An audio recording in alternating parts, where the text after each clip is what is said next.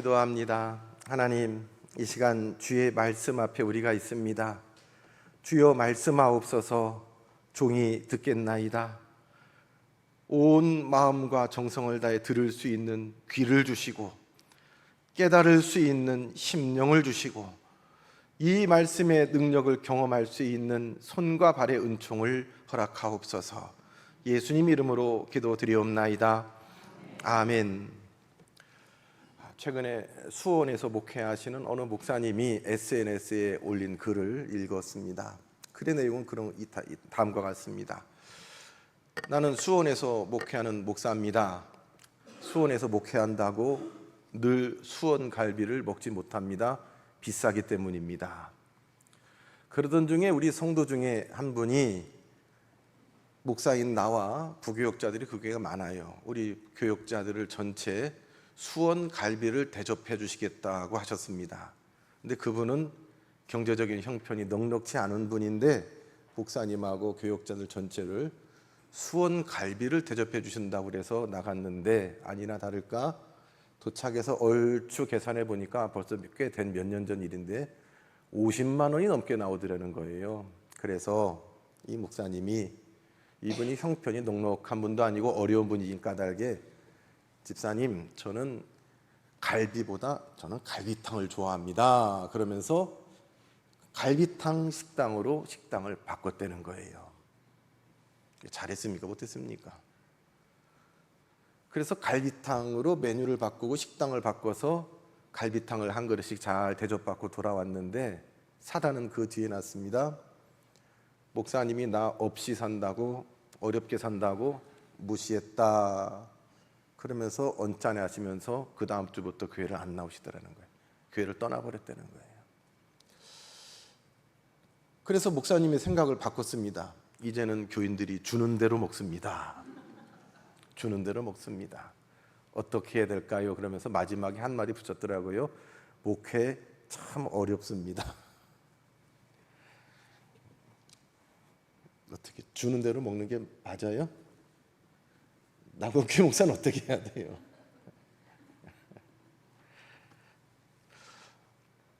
목사가 돈 많은 사람만 좋아하고 갈비 사준 사람만 좋아하고 갈비탕 사주면은 표정이 어둡고 목사 마음에 안 들어서 그 교회 못 나가겠어. 그 교회 가니까 권사 장로들이 어깨에 힘주고 새로 나오는 교인한테 텃세 부리고 그래서 그 교회 못 나가겠어. 이렇게 저렇게 이런저런 이유로 교회를 떠나시는 분들이 있어요. 우리 교회도 마찬가지죠. 어느 교회나 다 있지요.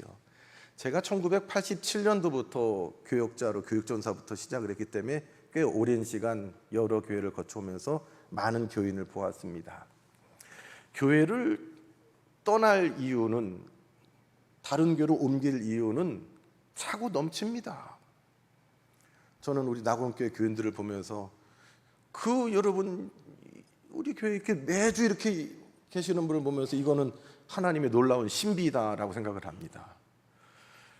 아니, 저보다 설교 잘하는 목사님들이 얼마나 대한민국에 많습니까? 아니, 대한민국 갈 것도 없어요. 부천만 가도요. 설교, 인격 신앙 가까이 있는 저 부천제일교회 목사님 제가 가까이 잘 아는데, 자주 뵙는데 제가 존경하고 우러르는 목사님, 너무 훌륭한 목사님이에요. 부천에도 그런 목사님들이 얼마나 많습니까?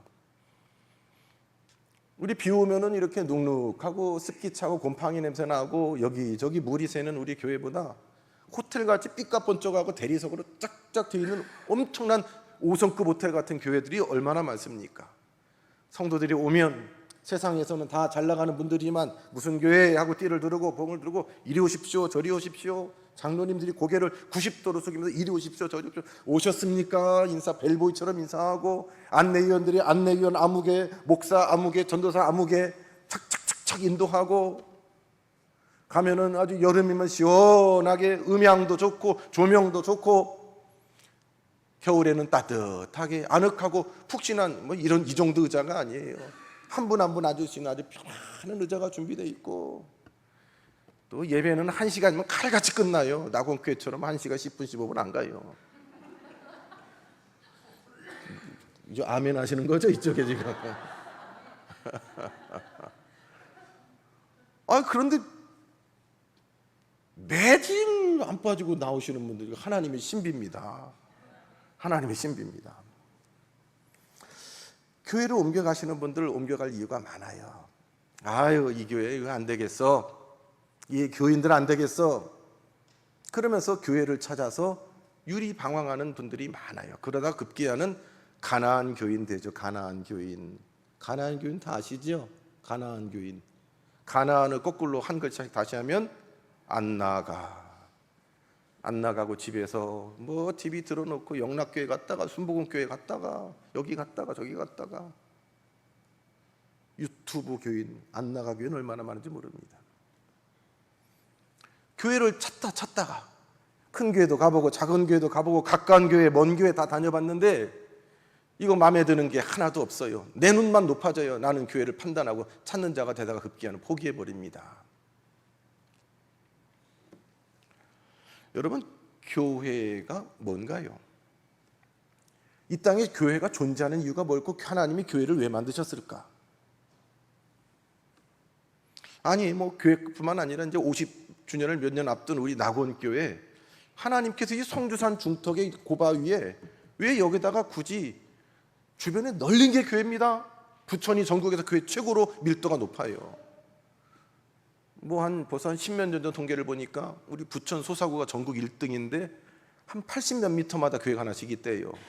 전국 2등이 원미구 100미터마다 하나씩. 근데 이 많고 많은 교회 예배당 왜 낙원교회를 또 세우셨는가? 여러분, 우리는 이 고민 안 할 수가 없습니다. 여러분, 먼저 교회는 뭡니까? 교회 하면 예배당을 떠올리는 분이 있어요. 예배당과 교회는 다르지요? 예배당과 교회는 다른 개념이에요.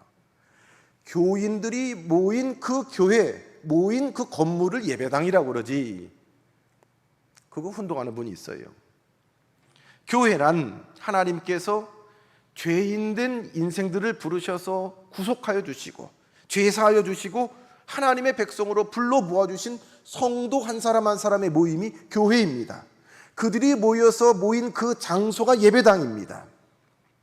그럼 하나님이 저와 여러분을 죄 가운데 구원하시고 세상에서 불러 이 자리에 교회되게 하신 이유가 무엇일까요? 그에 대한 해답은 구약 성경에 보면 출애굽기에 430년 동안 애굽에서 종되었던 이스라엘 백성들을 하나님이 애굽에서 건져내 주셨습니다. 저들이 거기서 너무 고통스럽고 삶이 힘겹고 버겁고 막 하나님 앞에 울부짖고 부르짖으니까 그래 건져 주셨습니다. 건져 주시는 것으로 끝난 게 아니라 그게 시작이었죠. 출애굽은 젖과 꿀이 흐르는 가나안 땅으로 들이기 위한 입 가나안을 위한 첫 번째 단계가 출애굽입니다. 이 출애굽과 가나안으로 들어가는 사이에는 뭐가 있었습니까? 광야가 있었습니다. 하나님은 모세를 통해 애굽 왕 바로에게 이렇게 말하게 했습니다. 우리가 우리 하나님 여호와께 제사를 드리려 하오니 사흘길쯤 광야를 가도록 허락하소서. 우리는 여기서 나가야 되는 이유가 뭐라고요? 우리 하나님 여호와께 제사를, 즉 예배하러 우리 나갑니다. 그러니까 바로가 여기서 예배 드려. 애굽 사람들이 우리를 질투하고 미워합니다. 그래서 더 어려움 생길까 모르니까 우리가 나가겠습니다. 나가서 아무것도 없는 허허벌판 광야지만 우리끼리 여기서 예배를 드리겠습니다. 허락해 주세요. 하나님은 바로에게 명할 그 명령을 또 모세를 통해 말씀하십니다. 내 백성을 보내라. 그러면 그들이 광야에서 내 앞에서 절기를 지킬 것이니라. 내 백성을 보내라. 하나님이 선택한 그 백성이, 그들이 모여서 하나님이 정하신 시간과 장소에 모여서 하나님 앞에 있는 것, 그것이 예배이고 제사이고, 그것이 그들을 불러내신, 그들을 여기 있게 하신, 이스라엘 백성 되게 하시고 교회를 교회되게 하시고 우리 낙원교회를 낙원교회 되게 하신 하나님의 뜻인 것을 우리는 알아야 합니다. 여러 교회가 있지만 이 성주산 중턱 높은 곳에 하나님은 이 장소를 선택하시고 시간을 하나님이 약속하시고 우리가 모여서 하나님 앞에 드리는 이 예배를 하나님께서 받으시는 줄로 믿습니다. 이 사실을 알았던 이스라엘 백성들은 어디 가든지 예배를 가장 중요하게 생각했지요. 광야에 있을 때도 그들은 광야 허 벌판 나가서 성막 만들어서 하나님 앞에 예배했고, 솔로몬 때에는 성전을 건물을 지어서 성전을 중심으로 예배했고, 솔로몬 성전이 무너지고 나라가 망한 다음에 다른 나라의 포로로 잡혀간 바벨론 땅에서 저들은 회당을 지어서 거기에서 신앙을 지키며 하나님께 예배했습니다. 그렇지요. 하나님이 우리를 구원하시고 교회되게 하신 첫 번째 이유는, 우선된 이유는 하나님께 예배하기 위함입니다. 그리고 당연히 하는 예배 생활에 최선을 다해서 예배를 성공한다면 하나님께서는 예배하는 그들의 예배를 받아주시면 그것은 우리에게 놀라운 축복이고 놀라운 은총입니다. 첫 번째 사람 아담과 하와가 낳은 두 아들 가인과 아벨의 예배를 창세기 4장에 소개합니다. 형이었던 가인은 목축하는 사람이었습니다. 농사하는 사람이었습니다. 그래서 농사해가지고 거둔 수확물 가운데 일부를 제물 삼아서 하나님 앞에 가지고 나왔고, 동생이었던 아벨은 목축하는 사람이었습니다. 그래서 그 짐승 중에서 양의 첫 새끼와 그 기름을 하나님 앞에 예물로 가지고 나왔습니다. 어떤 분들은 그거를 잘못 해석을 해가지고 예물의 차이다, 그저 하나님 앞에 드리려면은 고기를 드려야지 풀떼기를 드려서 되겠느냐, 천반의 말씀이죠. 그렇지 않지요. 그러나 이곳에 관해서는 하나님이 분명한 것은 동생 아벨이 드린 그 제사와 제물은 받으셨고 형 가인은 받지 않으셨다. 이걸 우리가 깨달을 수 있는 것은 우리가 드린다고 하나님이 다 받는 게 아니다라는 거예요. 하나님이 받아주셔야지 예배가 되고 제사가 된다라는 겁니다. 내가 여기 나와 있어가지고 다 예배가 되는 게 아니에요. 하나님이 받아주실 때 예배가 된다라는 겁니다. 내가 찬송하니까, 목도 아픈데 찬송하니까 하나님 받아주세요. 나 없는 열편에 11조를 드립니다. 하나님 받아주세요. 하나님 물질이 아쉬운 분이 아닙니다. 하나님 뭘 보실까요? 중심을 보시지요. 하나님은 아벨도 가인도 그 중심을 보셨습니다. 특별히 아벨은 그 양의 첫 새끼, 가장 먼저 생산되었을 때의 그 새끼를 보면서 하나님을 떠올렸습니다. 여러분, 맛있는 거 드실 때 누구 생각 제일 먼저 나세요? 근사하고 멋진 데 가서 구경하면 다음에 누구랑 와야지 생각나세요? 누구는 사랑하는 내 배우자, 내 애인, 혹은 우리 자녀, 내 부모 생각하지 않아요. 근데 아벨은 어떻게 해요? 이제 막 양이 처음 새끼를 낳았어요. 새끼들이 얼마나 이뻐요. 새끼는 다 이쁘더라니까요. 남들 보기에는 안 이쁜데 뭐 아기가 갓 태어나면 뭘 그렇게 인물이 대단하겠어요. 그런데 그거 이쁘다고 막 어쩔 줄 몰라 하잖아요. 그런가 보다 그러지, 그 부모 아닌다면 우리 뭐 그래요. 근데 그 가장 예쁜 그 첫 새끼, 그 다 너무 예쁜데 이거를 누굴 생각해? 하나님을 생각했어요. 아이고, 하나님 들어야지. 맛있는 거 먹어도 아이고 이거 하나님하고 같이 먹으면 좋겠다. 좋은 것을 보고 좋은 것을 구경하고 누려도 이거 아벨이 이런 존재였다라는 것입니다. 그래서 히브리서 11장 4절에는 믿음으로 아벨은 가인보다 더 나은 제사를 하나님께 드림으로 의로운 자라 하시는 증거를 얻었으니, 이렇게 아벨은 하나님께서 기뻐하실 만한 것으로 하나님 앞에 드렸고 하나님은 그것을 받아주셨다라는 겁니다. 이게 은혜입니다. 이게 은혜입니다. 받아주시는 게 은혜입니다.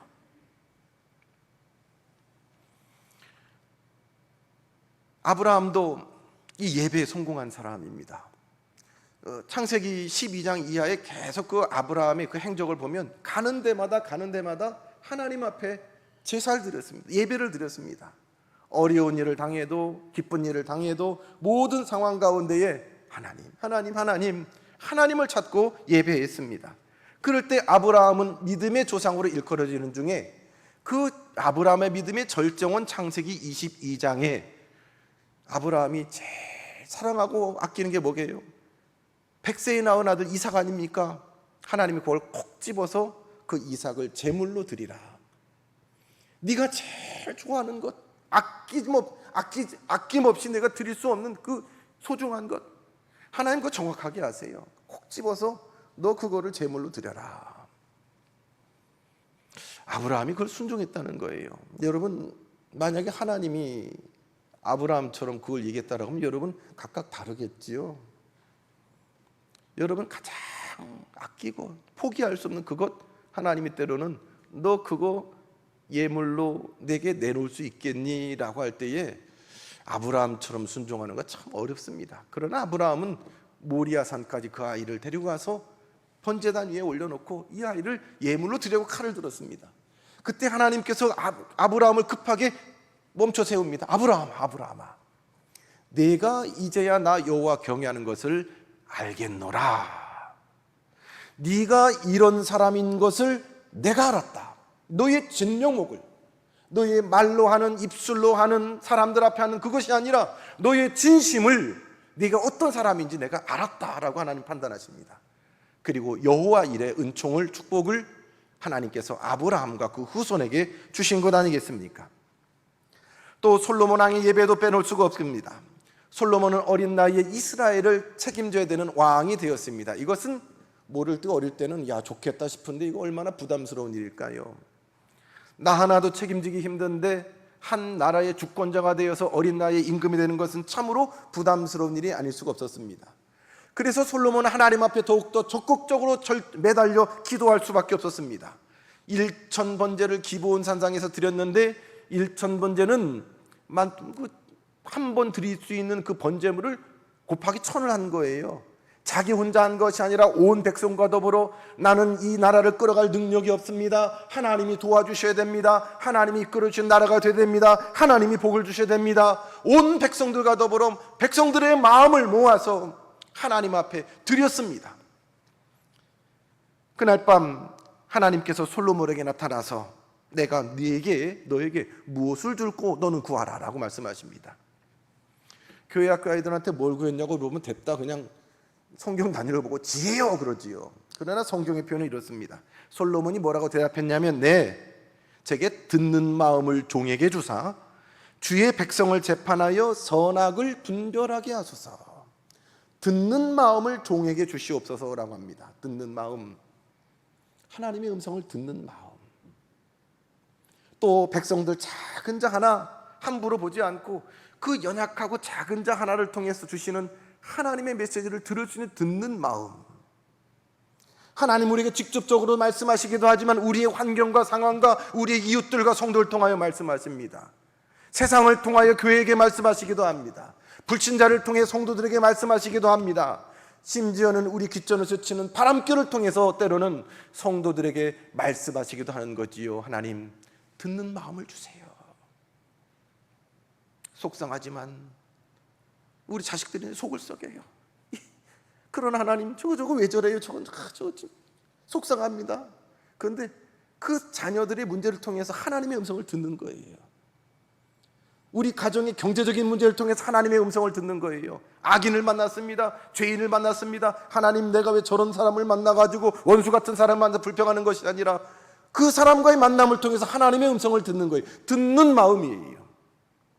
어떠한 형편과 처지든지 들을 수 있는 하나님의 뜻을 발견할 수 있는 마음과 심령이 있으면 정녕 그것은 복이 될 것입니다. 솔로몬은 그것을 구하는 거예요. 하나님은 솔로몬의 기도를 들으시고 그 듣는 마음을 더하셨습니다. 지혜를 주셨습니다. 그와 더불어 그가 구하지 않은 부귀와 영광과 많은 영화를 저에게 허락하셨습니다. 여러분, 솔로몬은 하나님 앞에 예배의 제사의 성공한 자였습니다. 하나님께서 알아서 복을 더해 주셨습니다. 이러한 예배를 통한 축복은 구약시대만 오는 복이 아닙니다. 지금도 하나님께 바르게 예배만 하면 이 1시간 예배를 통해서 하나님께서 주시는 세상에서 줄 수 없는 큰 위로와 평강과 능력과 은혜가 오늘 예배한 우리 낙원성대기 주기를 주님의 이름으로 축원합니다. 강준민 목사님이라고 미국에서 목회하시는 목사님이 여러 책을 쓰셨는데 그분의 책 가운데 하나님을 기쁘시게 하는 예배자에 보면 예배에 여러 가지 유익이 있다고 이야기합니다. 그 유익을 여러 가지를 얘기하는데 그 가운데 여러분 이 말씀이 맞습니다 싶으면 여러분 조그맣게 아멘 하셔도 좋습니다. 예배를 드릴 때 우리는 하나님의 얼굴을 뵙습니다.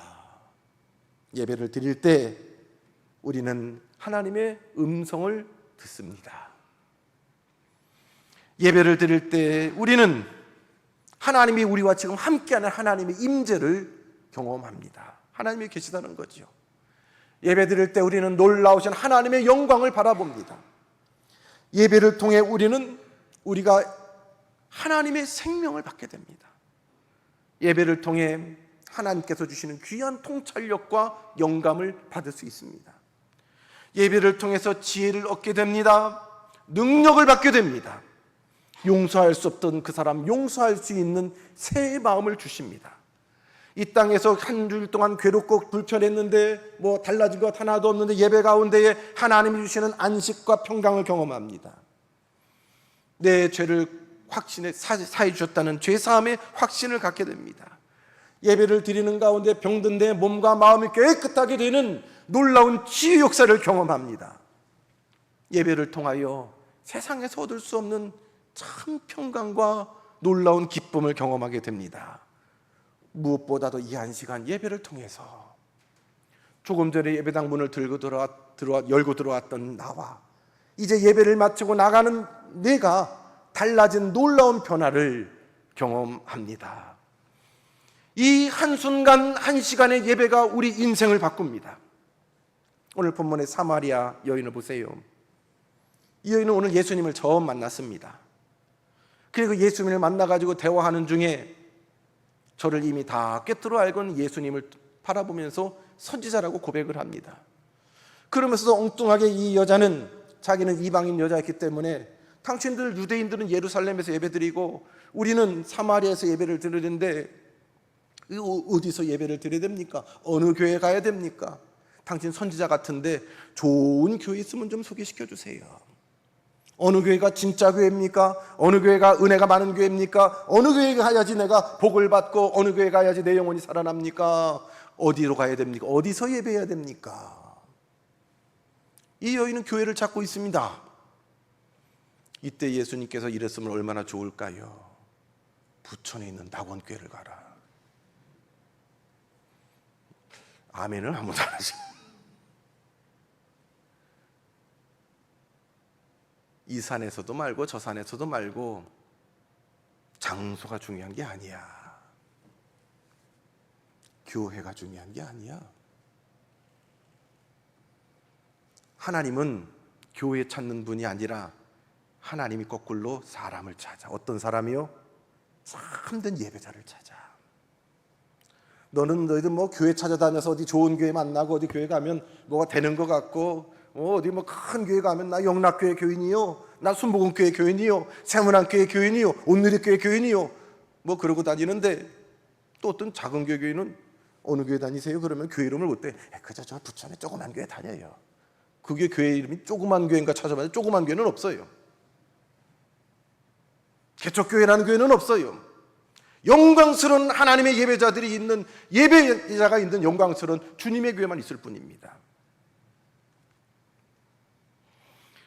하나님은 그 예배자를 찾으십니다. 교회를 교회되게 하는 예배자, 하나님을 목말라 하는 예배자를 하나님이 찾으신다.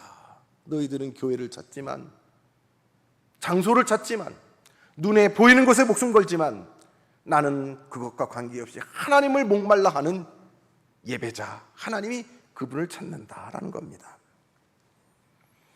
그 예배를 사마리아 여인은 예수님께 배웠습니다. 그리고 그 예수님을 그 자리에서 예배했습니다.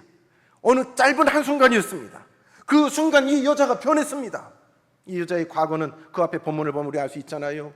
계속 남자의 관계 가운데 그 가정이 온전한 가정이 아니에요. 5번째 있는 남편도 지금 내 남편이 아니에요. 그러나 이 여인이 이제 예배자로 변화하였습니다. 이것이 예배가 가지고 오는 축복이고 은총이고 유익입니다. 근데 이 예배가 죽어가고 예배가 오늘 형식화되어가는 교회들이 얼마나 많습니까? 미국의 오클라호마 어느 작은 시골 마을에 새로 젊은 목사님 부임하셨대요. 부임하자마자 한 주일 내내 교인들 가정을 다 신방하면서 새로 부임한 목사입니다 인사를 하고 신방을 하고 그러면서 이제 주일이 가까우니까 열심히 주일 예배를 설교를 준비를 하고 마음에 기대합니다. 내가 신방했던 모든 교인들하고 함께 은혜스럽게 예배 드릴 걸 기대하면서 주일을 맞습니다. 예배 시간이 다 됐는데 교인들이 안 나타나요. 예배가 시작하는데 텅텅 예배당이 비고 한두 분 그냥 이렇게 앉아 있는 거예요. 여러분, 미국이 요즘에 교인들이 좀 많이 교회가 비긴 합니다만 대다수는 크리스찬들 아니에요? 그래서 목사님이 좀 너무나 충격적인 사실에 당황하는 가운데 그 다음 월요일, 주일 지나고 월요일 날 지역 일간지 신문에 광고를 냈다는 거예요. 뭐라고 광고를 냈냐면 이렇게 썼대요. 광고에 교회가 죽었습니다. 돌아오는 주일 교회가 죽어서 장례식을 치르려고 하오니 모두 참여해 주시기 바랍니다. 희한한 광고죠. 교회가 죽었다 광고를 했어요. 이 신문을 본 성도들이 깜짝 놀랐습니다. 아니, 사람이 죽은 것도 아니고 교회가 죽다니 무슨 말인가? 교회 목사가 죽었나? 이게 무슨 일인가 싶어가지고 궁금해가지고 그 다음 주일에 어떻게 됐을까요? 궁금해가지고 교회를 많이 왔대요. 꽉 차게 왔대요. 교회 와서 보니까 예배당이 장례식장 분위기예요. 구석구석 까만 천으로 두르기도 하고, 앞에 강제상 앞에는 관이 딱 놓여 있고 그 앞에는 조문할 수 있도록 이 국화꽃이 조화들이 쫙 놓여 있다라는 거예요.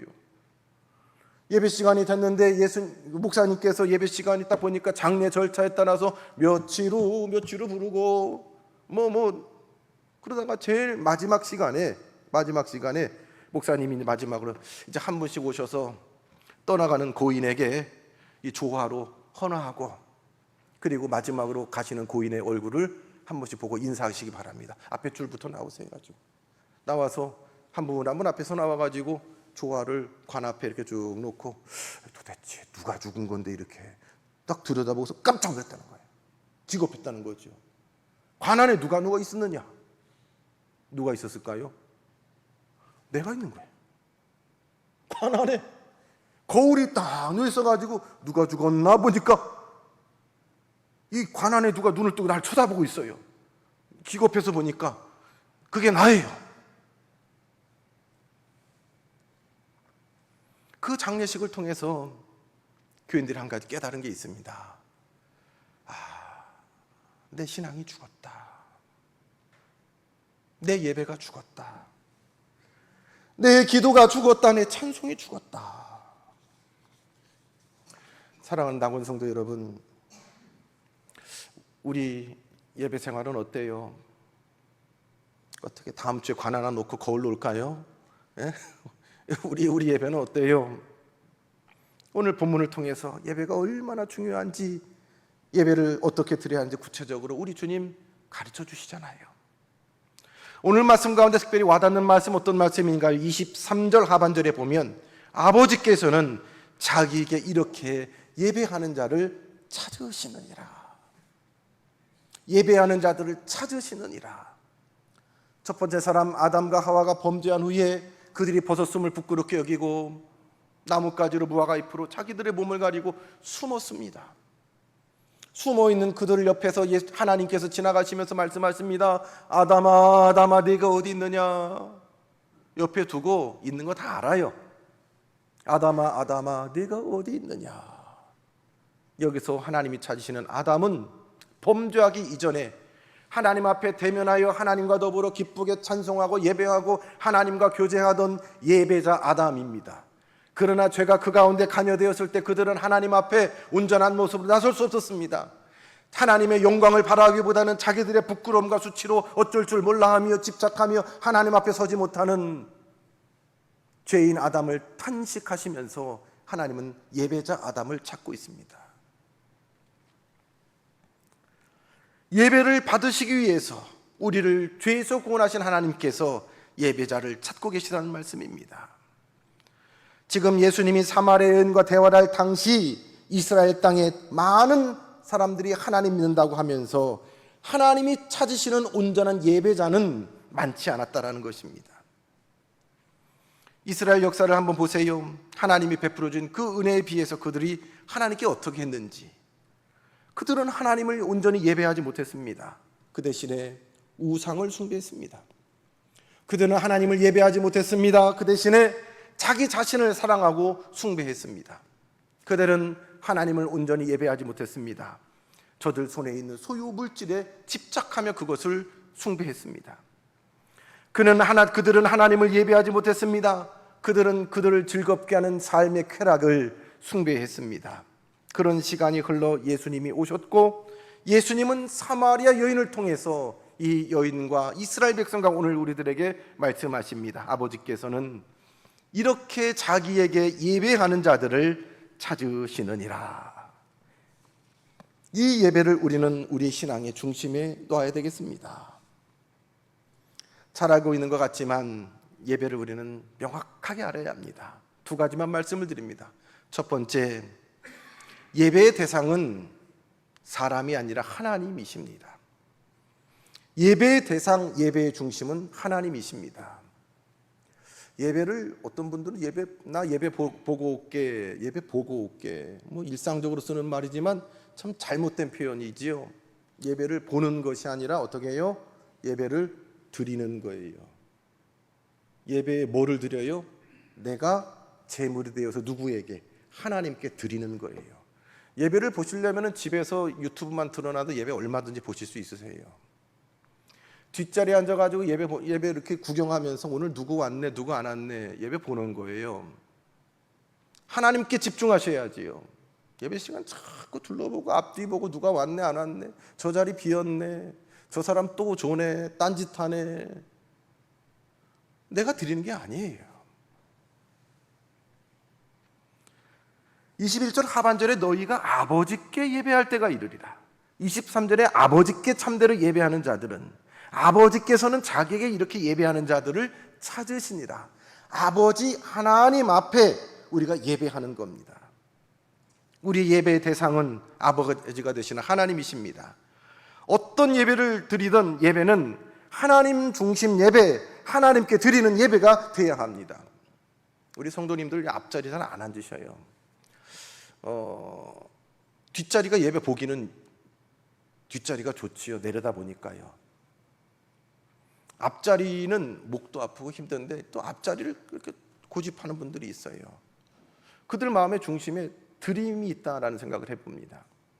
요즘에 이제 우리가 좀 냉난방을 개선해서 괜찮은데, 전에는 우리 에어컨이 저쪽에 있는 큰 거 하나 가지고 우리 예배당 다 썼잖아요. 여름만 되면 교인들이 저한테 뭐 좀 불평하는 소리가 들려요. 예배 시간에 얼어 죽겠다는 거예요. 추워가지고. 어디 앉은 분이 그럴까요? 그 에어컨 앞에 앉은 분이요.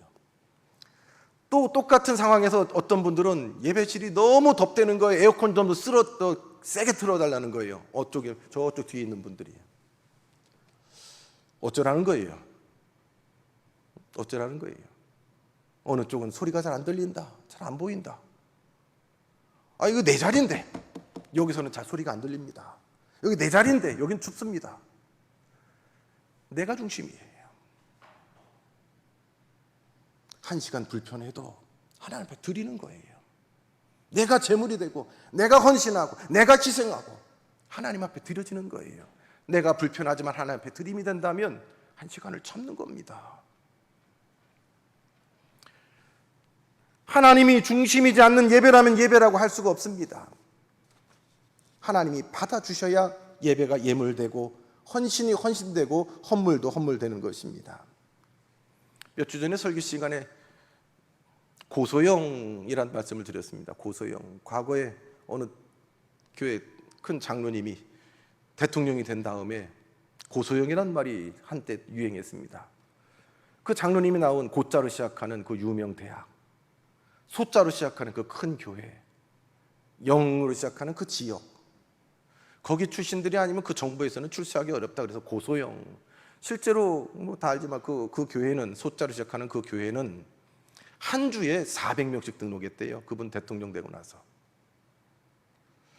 여러분, 예배 대상은 하나님이신 것을 어느 순간에도 잊어버리지 않기를 바랍니다. 두 번째로, 예배의 자세는 영과 진리로 드려야 되는 거예요. 24절 말씀, 예배 시간마다 우리 같이 받드는 말씀이죠. 하나님은 영이시니 예배하는 자가 영과 진리로 예배할지니라. 하나님 앞에 나오는 예배자가 가져야 될 태도입니다. 교회학교 다닐 때 꼭 기도할 때에 자세를 선생님한테 교육받았습니다. 예로 마룻바닥인데 꼭 방석에 무릎을 꿇고요. 무릎을 꿇고 손은 어떻게 해요? 깍지를 끼거나 기도손을 해가지고 이 손을 어디다 가슴 끝에 대고. 교회 학교들 안 나오셨어요? 모르시는 것 같네. 고개는 숙이고 눈은 꼭 감고. 눈 감는 게 어릴 때 그렇게 답답했는지 새 눈을 뜨고 이렇게 보는데 전도사님이 천수 새 눈 뜨지 말고 눈 감아. 선생님이 다 눈 감아. 아직도 눈 뜨는 사람 3명 있어요. 아직도 1명 눈 안 감고 있어. 속으로 선생님이나 눈 감지. 눈을 왜 감는가 기도할 때. 나중에 영화 보니까 미국의 목사님도 교인들도 눈 뜨고 서서 손을 하늘에 들고, 영화 보니까 모세도 하늘을 쳐다보고서 하나님 어쩌고 기도하던데 왜 우리는 눈을 감고 고개를 숙이고 답답하게 이래야 되는가? 늘 이게 질문이었습니다. 왜 눈을 감을까요? 뭐가 이렇게 많이 보이면 정신없어요. 하나님은 영이시니 영이 눈에 보여요. 영이신 하나님 앞에 영적인 존재인 우리가 예배하기 위해서는 때로는 눈에 보이는 것들이 가려져야지 유익합니다. 그래 눈을 감는 거예요. 눈에 보이면 보는 대로 막 생각을 하지요. 야, 저거 명품이다. 오늘 저거 입고 오셨네. 안경이 바뀌셨네. 예배 시간에 또 핸드폰 보고 계시네. 오늘 또 주무시고 계시네. 이거 뭐 생각이 많아요. 눈을 감으면 하나님 앞에 집중하는 거예요. 영으로 하나님을 만나는 거예요. 눈에 보이는 곳에 매이지 않고 하나님 앞에 집중하여 영으로 예배하는 자, 그 사람을 찾는 거예요. 두 번째로 진리로 예배를 드리는 진리. 진리라는 사전적인 의미는 성실, 정직 뭐 이렇게 번역할 수 있지만 하나님께 대한 명백하고 뚜렷한 지식입니다. 즉 하나님을 하나님으로 바로 알고 하나님 앞에 서는 겁니다. 하나님을 자기 마음으로 우상으로 만드는 분이 있어요. 표현이 좀 우리 뭐 그렇지만 하나님 우상 만드는 분이 얼마나 많은지 몰라요. 자기 원하는 대로 하나님의 모습을 그리고 하나님을 만들고 자기 원대로 뜻대로 하나님이 이루어지지 않고 성취하지 않을 때에는 하나님이 있네 없네, 뭐 좀 되면 내가 기도했더니 하나님이 응답해주고. 그렇지 않아요. 하나님께서 이 66권 말씀을 통해 우리에게 계시해 주신 그 진리의 말씀, 하나님을 바로 아는 거예요. 그러므로 하나님 앞에 예배할 때 두 가지입니다. 영과 진리, 이것으로 집중하여 예배할 때에 그 예배가 하나님 앞에 드려짐이 되는 것입니다. 사랑하는 성도 여러분, 말씀을 마칩니다. 이 예배를 통해서 우리 예배가 하나님 앞에 드려짐이 되기를 주님의 이름으로 축복합니다. 이 땅에서 우리의 소원은 예배입니다. 오늘 이 예배가 어쩌면 내 생애의 마지막 예배가 되시는 성도도 있을지 모르겠습니다.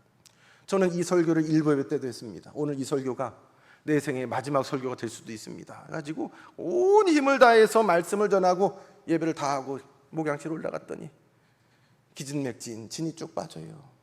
2부 예배는 어떡하나 싶은데 또 하나님께서 새 힘을 주시네요. 우리 교인들 가운데 예배를 2번씩 드리는 분이 흔치 않은데 우리 유영숙 권사님, 김현호 장로님, 하나님께서 날마다 새 힘 주시길 바랍니다. 새 힘 주시기 바랍니다. 온 마음과 힘을 다해서, 온 정성을 다해서 내 존재가 하나님 앞에 없어지는 거예요. 재물이 타오르는 거예요. 하늘에서 거룩한 불이 내려서 내가 타오르게 될 때에 내 예배가 드림이 되는 겁니다. 우리 예배가 드림이 되는 겁니다.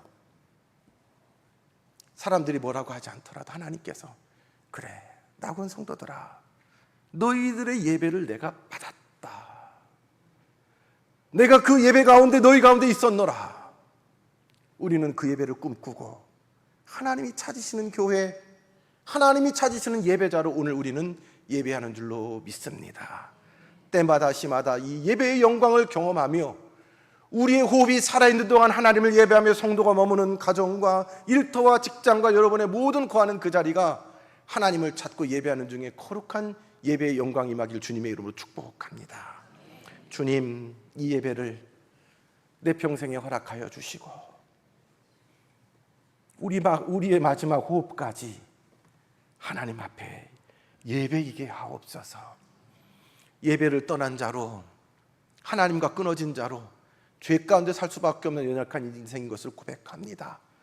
주여, 나를 붙드시어서 내 영이, 내 마음이, 내 몸과 심령이 하나님 앞에 거룩한 산제사로 날마다 드려지고 하나님의 예배의 은혜와 영광을 경험하게 하옵소서.